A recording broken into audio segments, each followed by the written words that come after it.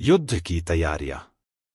यह निश्चित था कि महाभारत का युद्ध होगा, क्योंकि शांति के सभी प्रयास विफल हो चुके थे। विभिन्न राज्यों के राजा अपने झुकाव के आधार पर या तो पांडवों या दुर्योधन के पक्ष में शामिल हो गए। पांडवों ने यह जानने के लिए उडुपी के राजा से संपर्क किया कि वे किस पक्ष का समर्थन करेंगे। उडुपी के राजा ने युद्ध में किसी भी पक्ष का साथ न देने का निर्णय लिया। इसके बजाय उन्होंने दोनों पक्षों के सैनिकों को भोजन कराने का महान कार्य अपने हाथ में लिया। महाभारत का युद्ध धर्म के नियमों के अनुसार लड़ा गया और हर दिन की लड़ाई के बाद दोनों पक्षों के सैनिक एक साथ बैठकर भोजन करते थे। उडुपी राजा की अद्भुत समझ। इन भोजन के दौरान श्री कृष्ण युधिष्ठिर महाराज के बगल में बैठते थे और उडुपी राजा उन्हें स्वयं भोजन परोसते थे। आश्चर्यजनक रूप से उडुपी राजा प्रतिदिन जीवित बचे सैनिकों के लिए आवश्यक भोजन की सटीक मात्रा बनवाते थे। भोजन न तो कभी कम होता था, न ही अधिक।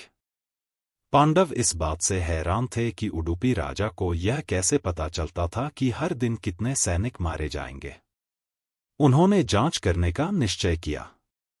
जब उन्होंने रसोइयों से पूछा कि भोजन कभी कम या ज्यादा हुआ हो, तो रसोइयों ने बताया कि उडुपी राजा को पहले से ही पता होता था कि कितने सैनिक जीवित बचेंगे और उसी के अनुसार भोजन तैयार करने का आदेश देते थे।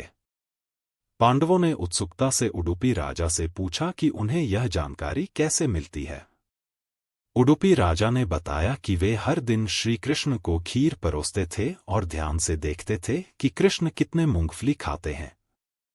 कृष्ण जितनी मूंगफली खाते थे, वह संख्या अगले दिन मरने वाले सैनिकों के हजारों की संख्या का प्रतिनिधित्व करती थी।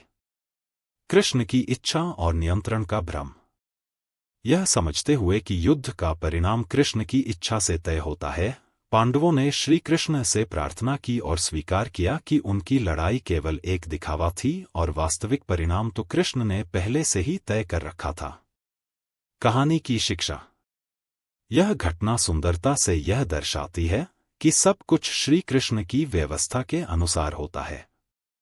उनकी इच्छा के बिना एक तिनका भी हिल नहीं सकता। वे घटनाओं को इस प्रकार संचालित करते हैं कि हमें महत्वपूर्ण सीख मिल सके। जब हम अहंकार करते हैं और यह सोचते हैं कि हम ही सब कुछ नियंत्रित करते हैं, तो कृष्ण हमें यह याद दिलाते हैं कि सच्चे नियंत्रक वही हैं। हम उस कठपुतली के समान हैं जो भगवान के हाथों में है और वे ही सच्चे संचालक हैं।